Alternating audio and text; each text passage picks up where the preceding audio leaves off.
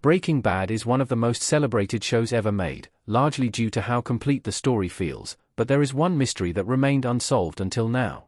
Walter White is one of the most fascinating characters to ever appear on TV, and it's largely thanks to the clever writing of creator Vince Gilligan and his team. Throughout 5 seasons of Breaking Bad, the show sees this man change from a mild-mannered, down-on-his-luck teacher into a dangerous drug mogul. But for all the spectacular developments that appear throughout the show, there is one moment that has been shrouded in mystery ever since it aired. Vince Gilligan has a theory for how Walt poisoned Brock. Vince Gilligan was recently interviewed on the YouTube channel, Ringer TV, where he spoke extensively about plot holes.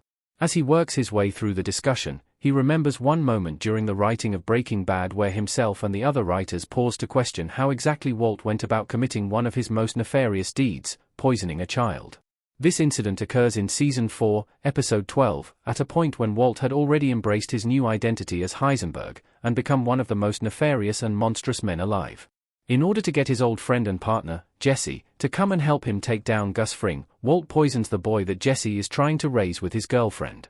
The issue is, this scene is never shown, and the only way this was ever confirmed is when it's revealed that Brock was poisoned with the flower, Lily of the Valley, which Walt is later seen to have in his garden.